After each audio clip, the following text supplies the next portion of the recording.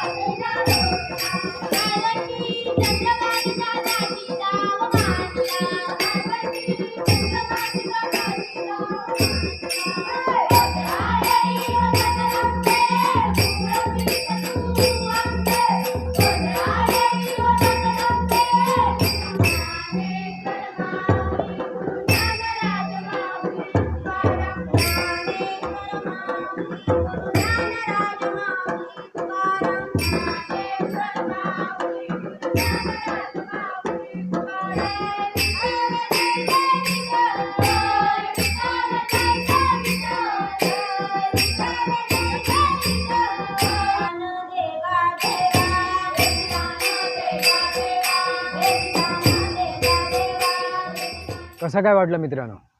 मन शांत झालं असेल, मनातल्या काहुराचं भंजन झालं असेल।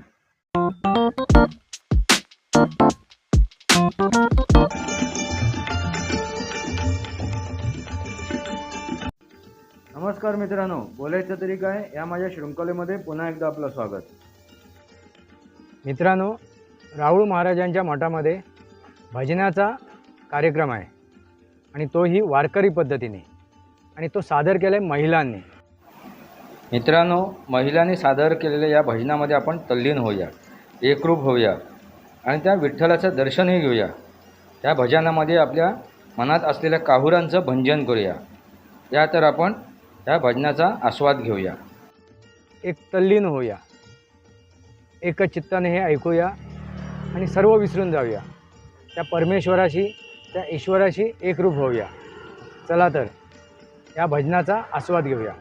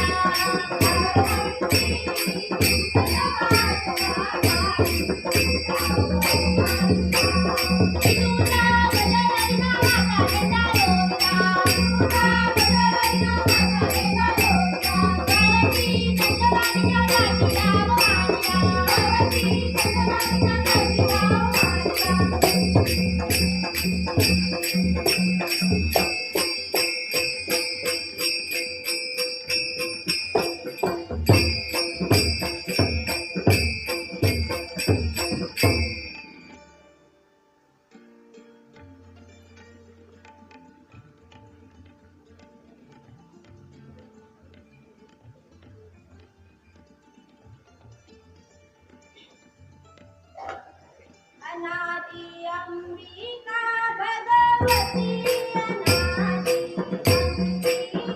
अंबिका भगवती अनादि अंबिका भगवती अनादि अंबिका भगवती बोधा करणी देवनी आदि बोधा करणी देवनी आदि बोधा करणी देवनी आदि बोधा करणी देवनी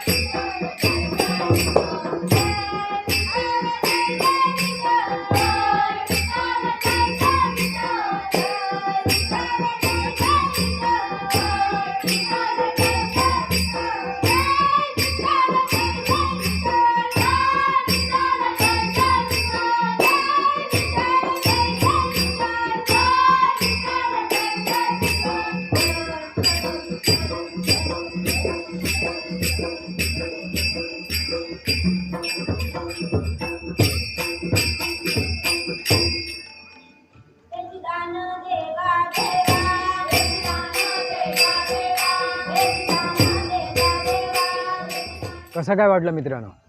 मन शांत झालं असेल, मनातल्या काहुराचं भंजन झालं असेल, मन एकाग्र झालं असेल.